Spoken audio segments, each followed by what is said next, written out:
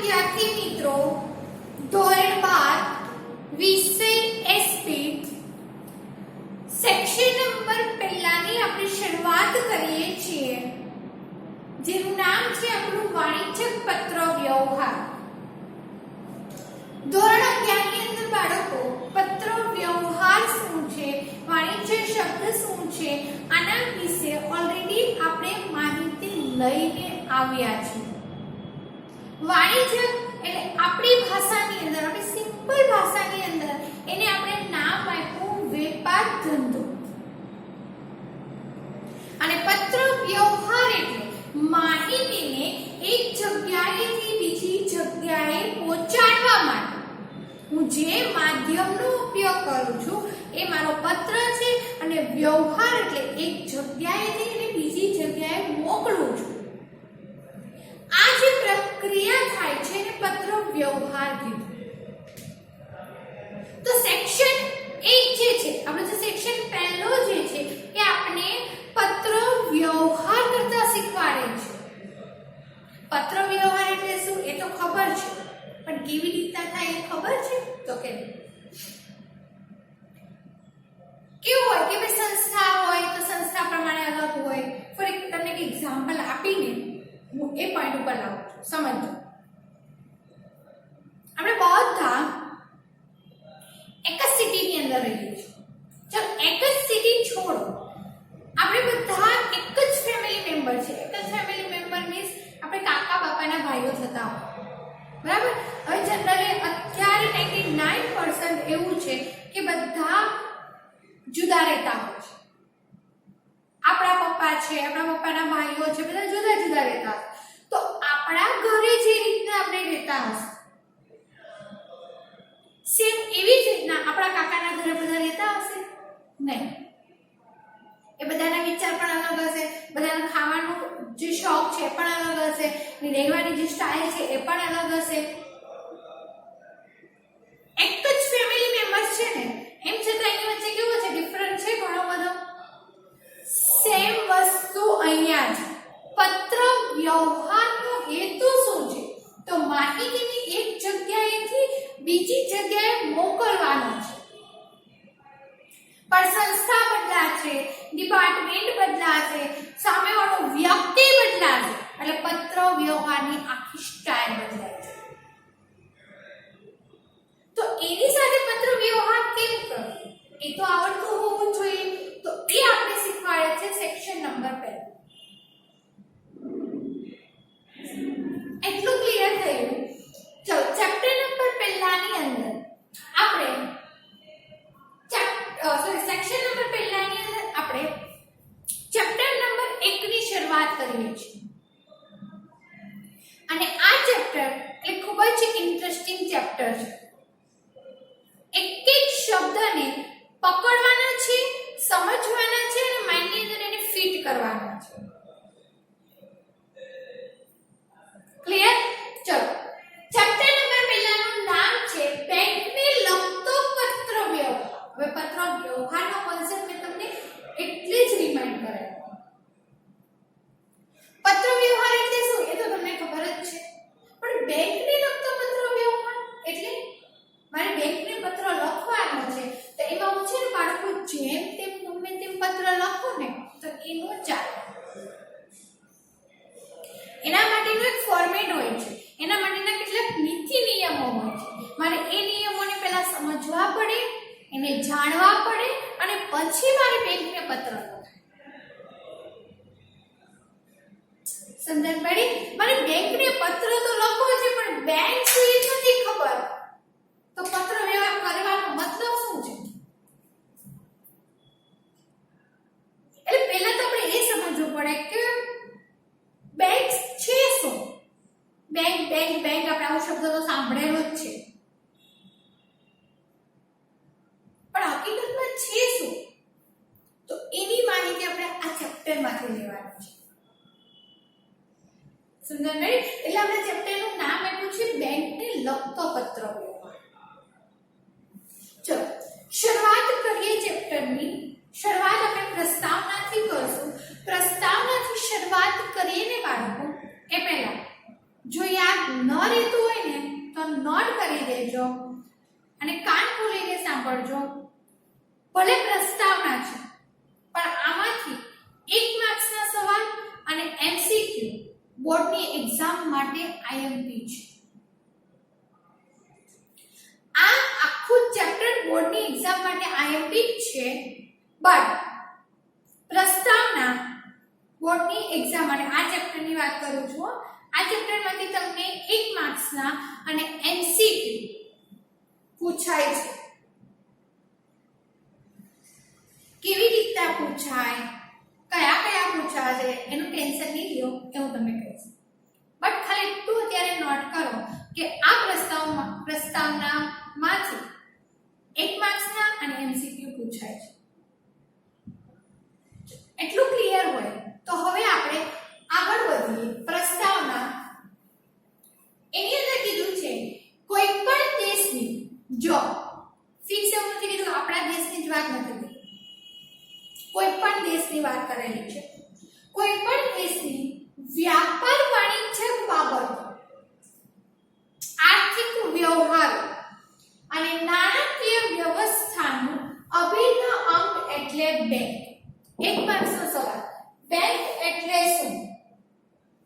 તમને 1 માર્ક્સનો સવાલ પૂછાય છે. 1 માર્ક્સનો સવાલ પૂછાય છે કે બેંક એટલે શું? તો કીધું વ્યાપાર વાણિજ્ય બાબતો. વ્યાપાર એટલે વ્યાપાર, વાણિજ્ય એટલે વેપાર ધંધો થાય છે, તો વેપાર ધંધાને લગતી બાબતોની વાત કરી છે. આર્થિક વ્યવહાર, તમે બેંક સાથે કેટલા કનેક્ટેડ છો એને કહેવાય આર્થિક વ્યવહાર. મારું ટર્ન મહિને પૈસા જમા કરતી હોય, ઉપાડતી હોય, તો એની બેંકની અંદર શું થશે? એન્ટ્રી થશે. એટલે બેંક સાથેના મારા આર્થિક વ્યવહારો સારા છે એવું કહી શકાય. અને નાણાકીય વ્યવસ્થાનું, નાણાકીય પૈસા છે ત્યારે જ આ બધું પૂછ્યું ને બેંક. સમજણ પડે? એટલે 3 શબ્દ યાદ રાખવાના છે: વ્યાપાર વાણિજ્ય, આર્થિક વ્યવહારો અને નાણાકીય વ્યવસ્થાનું અભિન્ન અંગ એટલે બેંક. ક્લિયર? ફરીથી, બેંક એટલે શું? તો વ્યાપાર વાણિજ્ય, આર્થિક વ્યવહાર અને નાણાકીય વ્યવસ્થાનું અભિન્ન અંગ એટલે બેંક. 1 માર્ક્સનો સવાલ, 3 શબ્દથી બનેલી સંસ્થા એટલે બેંક. કયા 3 શબ્દો? તો વ્યાપાર વાણિજ્ય, આર્થિક વ્યવહાર અને નાણાકીય વ્યવસ્થાનું અભિન્ન અંગ. કમ્પ્લીટ. ચલો આગળ. બેંકોની કાર્યપ્રણાલી જે તે દેશની આર્થિક સ્થિતિનો અંદાજ રજૂ કરે છે. 1 માર્ક્સનો સવાલ આપો. બેંકોની કાર્યપ્રણાલી જે તે દેશની કઈ સ્થિતિનો અંદાજ રજૂ કરે છે? તો આર્થિક સ્થિતિનો. હવે ક્વેશ્ચન એવો થાય કે ભાઈ બેંક અને દેશની આર્થિક સ્થિતિને શું લેવા દેવા? તો લેવા દેવા છે. મારા દેશની બેંકની આર્થિક સદ્ધરતા સારી હશે ને તો બેંક મને વધારે લોન પ્રોવાઈડ કરશે. તો ત્યાંના વિસ્તારના, ત્યાંની કન્ટ્રીના લોકોનું જીવન ધોરણ સારું હશે. એની કન્ટ્રીના લોકોનું જીવન ધોરણ સારું હશે એટલે દેશનો ઓલરેડી શું થશે? વિકાસ થયેલો છે એવું સાબિત થશે. અને બેંક એક એવું અભિન્ન અંગ છે જે ડાયરેક્ટ નાણાં સાથે કનેક્ટેડ છે. જો મારી પાસે પૈસા હોય તો હું મારી જરૂરિયાત પૂરી પાડી શકું. મારી પાસે જરૂરિયાત પૂરી પાડતા પણ વધારે પૈસા છે તો સારું હાઈ લેવલનું જીવન જીવી શકું. મારી પાસે પૈસા જ નથી તો મારી પ્રાથમિક જરૂરિયાત પણ નથી પૂરી કરી શકતી, તો હાઈ લેવલનું જીવન તો જીવવાનો મારો જે વિચાર છે એની પાસે સાઈડ ઉપર જ રાખવો પડે ને. સમજણ પડે છે? એટલે બેંક એવી સંસ્થા છે કે જે ડાયરેક્ટ પૈસા સાથે, નાણાં સાથે કનેક્ટેડ છે. એટલે એના ઉપરથી આપણે દેશની આર્થિક પરિસ્થિતિનો અંદાજ રજૂ કરી શકાય છે. ઇન્ડિયાની બધી જ બેંકો સદ્ધર હોય ને તો ઇન્ડિયાની આર્થિક પરિસ્થિતિ સદ્ધર છે એવું કહી શકાય. સમજણ પડી? આગળ બેંક નાણાંની લેવડ દેવડ અને ધિરાણના કાર્યો કરે છે. આ પણ એક માર્ક્સનો સવાલ. બેંકના કાર્યો કેટલા અને કયા કયા? તો બેંકના મુખ્યત્વે બે કાર્યો છે. નાણાંની લેવડ દેવડ એટલે પૈસા જમા કરાવવા અને ઉપાડવા, લેવા અને આપવા. અને ધિરાણના કાર્યો એટલે બેંક તમને લોન આપે ને, ઓવરડ્રાફ્ટ આપે ને, એને કહેવાય ધિરાણ કરવું. બેંક આપને આપે છે, પૈસા આપે છે લોન સ્વરૂપે, ઓવરડ્રાફ્ટ સ્વરૂપે. સમજાય પડી? એને કહેવાય ધિરાણ કરવું.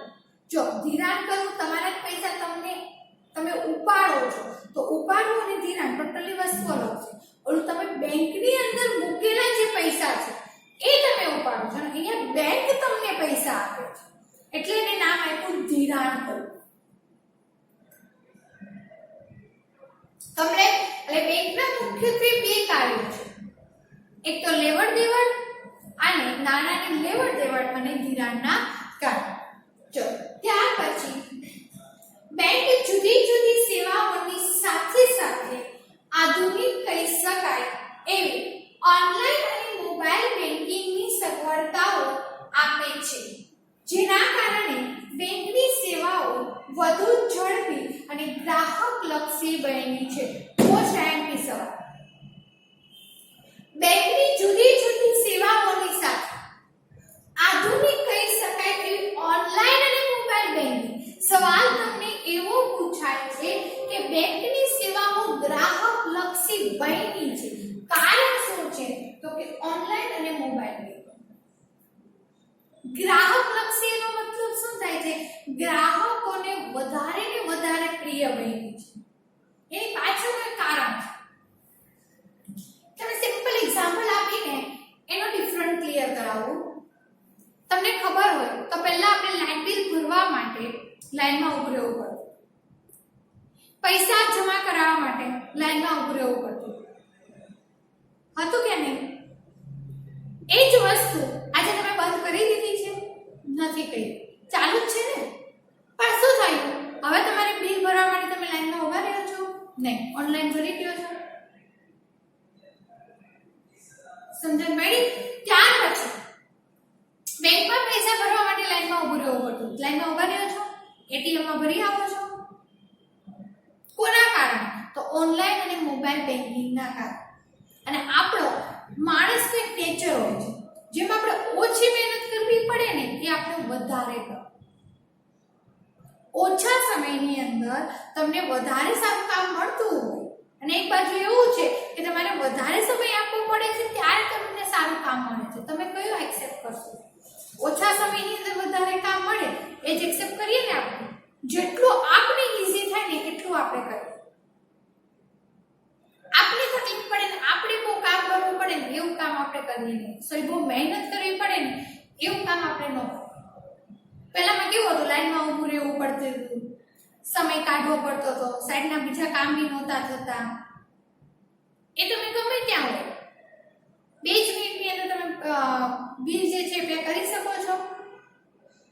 સમજણ પડી? એટલે ગ્રાહકને શું ગમશે? આ સેવા વધારે ગમશે. એટલે ઓનલાઈન અને મોબાઈલ બેન્કિંગના કારણે બેંકની સેવાઓ ગ્રાહકને વધારે ને વધારે પ્રિય બનતી ગઈ. એટલે શબ્દ નામ આપી દીધું ગ્રાહકલક્ષી. ક્લિયર? ચલો ત્યાર પછી આગળ જોઈએ. આપણા દેશની તમામ પ્રકારની બેંક જેવી કે રાષ્ટ્રીયકૃત બેંક, ખાનગી બેંક, કોઓપરેટિવ બેંક, ઔદ્યોગિક બેંક અને ખેતી બેંકના નિયમન માટે ભારતીય રિઝર્વ બેંક કાયદાઓ ઘડે છે. જો આ તમે જેટલી બી બેંક દેખાય ને બાળકોને, આપણા દેશની અંદર બહુ બધી બેંકો આવેલી છે. આ તો તમને ખાલી લિમિટેડ લિસ્ટ આપેલું છે. તમે ઘરેથી નીકળો ત્યાં સુધીમાં, જ્યાં તમે જવાના હોય ત્યાં સુધીમાં જોજો, રસ્તામાં તમને અલગ અલગ કેટલી બેંકોના નામ જોવા મળશે. સમજાય? વિચાર કરો, એક સિટીની અંદર, એક એરિયાની અંદર જો એટલી બેંક છે તો પૂરા વર્લ્ડની અંદર કેટલી બેંકો હશે? કેટલી બેંકો કામ કરતી હશે? આઈડિયા આવે છે? આ બધી જ બેંકોનું હેન્ડલિંગ કોક તો કરતો જ હશે ને, કે બેંક મનફાવે કામ કરશે? જરાય નહીં.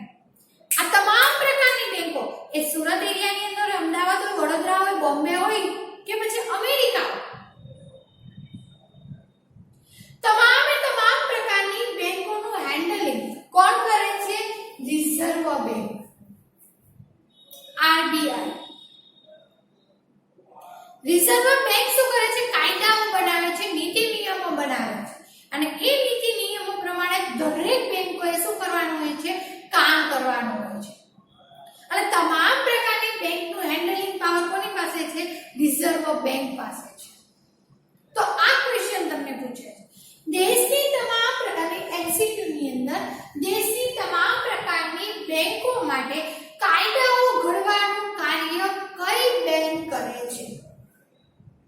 તો આવશે રિઝર્વ બેંક. કમ્પ્લીટ.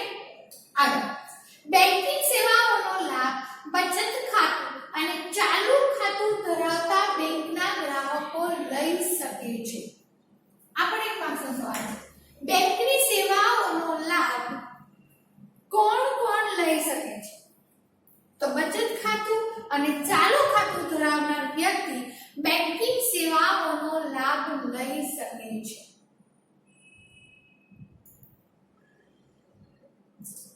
કમ્પ્લીટ.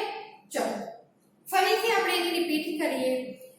સૌપ્રથમ હું તમને ક્વેશ્ચન વાઇઝ તમને રિપીટ કરાવું, તમારો ક્વેશ્ચન બી ક્લિયર થાય અને આન્સર બી ક્લિયર થાય.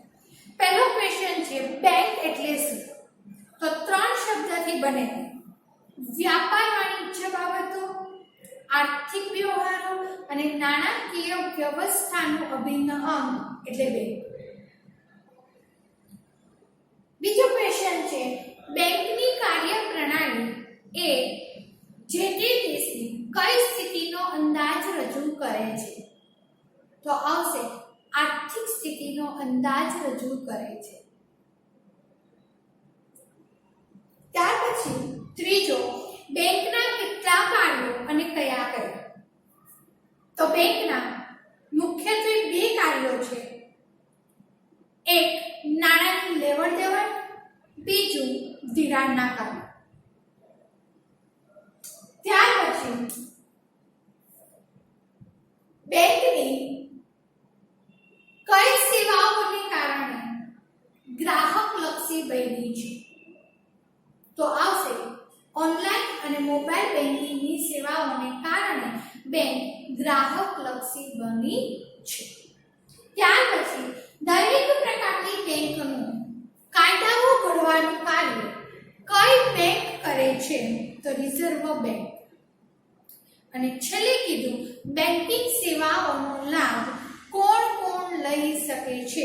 તો ચાલુ ખાતું ધરાવનાર અને બચત ખાતું ધરાવનાર વ્યક્તિ બેંકની સેવાઓનો લાભ લઈ શકે છે. કમ્પ્લીટ. જો 1 2 3 4 5 અને 6 ક્વેશ્ચન જે છે, જે તમને એવા છે જે તમને એમસીક્યુ ની અંદર અને 1 માર્ક્સ ની અંદર પૂછાય. એટલે ખાસ ધ્યાન રાખજો, બેંકની તમામ પ્રકારના જેટલા બી ક્વેશ્ચન મેં કરાવ્યા છે એ તમામ. ચલો, તો આ હતું આપણું બેંકને લગતા પત્ર વ્યવહારની પ્રસ્તાવના, જેના ઉપર આપણે બેંકને રિલેટેડ થોડીક એવી માહિતી અહીંયા તમને આપેલી છે. હવે આજે 1 માર્ક્સના મેં તમને જે સવાલ કીધા ને, એ સવાલ તમારે તમારી પાક્કી નોટબુક ની અંદર લખવાના છે. ખાસ ધ્યાન રાખજો, જેટલા બી 1 માર્ક્સના સવાલ હું બોલતી જ કહી છું, એ સવાલ પ્લસ જવાબ તમારે તમારી પાક્કી નોટબુક ની અંદર લખવાનું રહેશે. અને નોટબુક ની અંદર હું તમને કીધા ભૂલી ગઈ કે તમે સેક્શન પાડજો. કઈ વાંધો નહીં, પહેલા સેક્શન 2 થી શરૂઆત કરી દીધી છે, તો પાછળનો જે પાર્ટ છે ને એને સેક્શન 2 નામ આપી દીધું.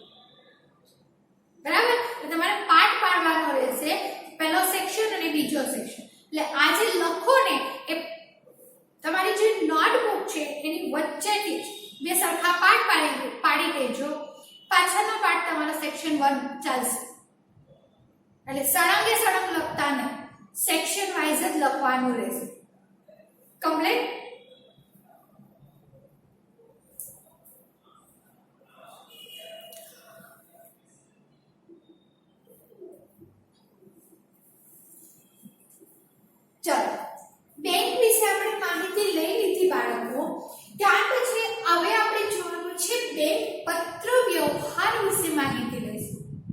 બેંક શું છે એના વિશે તો માહિતી લઈ લીધી. હવે બેંક પત્ર વ્યવહાર શું છે એના વિશે માહિતી લેવાની છે. જો જે બેંકની માહિતી લીધી અને એની અંદર જેટલા પોઈન્ટ મહત્વના હતા સેમ બાળકો અહીંયા પણ એટલા જ પોઈન્ટ મહત્વના છે. ખાસ ધ્યાન રાખજો. અહીંયા તમને 2 માર્ક્સનો ક્વેશ્ચન પૂછાય છે અથવા તો 3 માર્ક્સનો ક્વેશ્ચન તમને એવી રીતના પૂછાય કે બેંક પત્ર વ્યવહાર વિશે નોંધ લો અથવા બેંક પત્ર વ્યવહારનો પરિચય આપો. સમજાય? આ રીતના તમને ક્વેશ્ચન પૂછાય છે. જો એની અંદર બેંક સાથેનો કોઈ પણ પ્રકારનો પત્ર વ્યવહાર, કોઈ પણ પ્રકારનો માહિતી, તમારી બાબત કોઈ પણ હોય, વિષય તમારો કોઈ પણ હોય, પણ તે સરળ શૈલીમાં, શૈલીનો મતલબ થાય છે માળખું, સરળ શૈલીમાં, સ્પષ્ટ ભાષામાં અને નિયત કરેલા ઢાંચા, એટલે એક ફોર્મેટ ફિક્સ કરેલું છે. સોરી, શૈલીનો મતલબ થશે પદ્ધતિ અને ઢાંચાનો મતલબ થશે માળખું, ફોર્મેટ. બરાબર? બેંક સાથેનો તમારો જે પત્ર વ્યવહાર છે એ સરળ શૈલીમાં, ટોટલ કેટલી શૈલી હતી આપણી? 6 હતી. એમાંથી 2 અપનાવી. એ 2 માંથી આપણે કઈ અપનાવી? મોડિફાઈડ બ્લોક શૈલી અપનાવી. બરાબર? તો સરળ શૈલીની અંદર સ્પષ્ટ ભાષામાં, સમજાય ને એવી ભાષાની અને નિયત કરેલા ઢાંચા, બેંકે જે ફોર્મેટ નિયત કરેલું છે એટલે નક્કી કરેલું છે એ ફોર્મેટની અંદર પત્ર વ્યવહાર કરવો. સમજણ પડી? તો અહીંયા તમે એક માર્ક્સનો સવાલ એમ પણ પૂછાય છે કે બેંક સાથેના પત્ર વ્યવહારમાં કઈ કઈ બાબત ધ્યાનમાં રાખવી જરૂરી છે? તો સરળ શૈલીમાં, સ્પષ્ટ ભાષામાં અને નિયત કરેલા ઢાંચામાં થવું જોઈએ. અથવા બેંક પત્ર વ્યવહાર, બેંક સાથેનો પત્ર વ્યવહાર કેવી રીતના કરો તો પણ આ જ આન્સર આવશે. કમ્પ્લીટ. એક પોઈન્ટ. ચલો બીજું. બેંક પત્ર વ્યવહારમાં નાણાકીય બાબતોનો વધુ ઉલ્લેખ આવતો હોવાથી, હવે બેંક સાથે તમે પત્ર લખશો, બેંકને તમે પત્ર લખશો તો એને તમે એમ પૂછવા લખશો કે કેમ છે, કેવું ચાલે તમારા બેંકની અંદર, બધા સભ્યો શું કરે છે, કોઈ પ્રોબ્લેમ છે કે નહીં,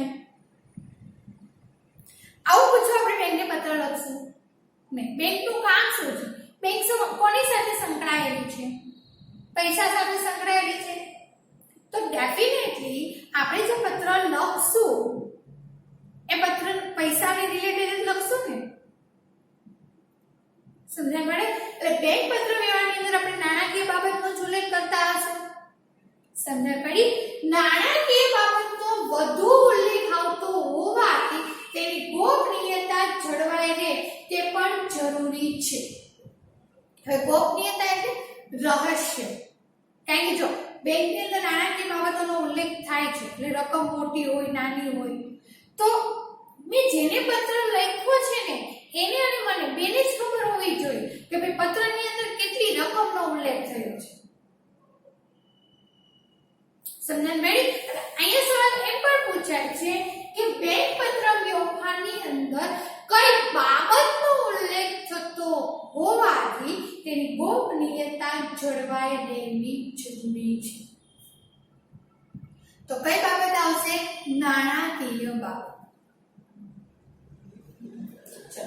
આગળ, ચોકસાઈ અને સમય પાલન પણ પત્ર વ્યવહારમાં ખૂબ જ જરૂરી છે. અહીંયા છે કે સ્પષ્ટ ભાષામાં અને ચોકસાઈ, ચેકામ ચેકીવાળો ન હોવો જોઈએ અને પ્લસ સમય પાલન. જે સમયે પત્ર, જે સમયે માહિતી મળવી જોઈએ ને, પહોંચવી જોઈએ ને, એ સમયે જ પહોંચી જવી જોઈએ. પછી ઘટના બની જાય પછી એક અઠવાડિયા પછી તમે પત્ર મોકલો તો એનો કોઈ મતલબ નથી.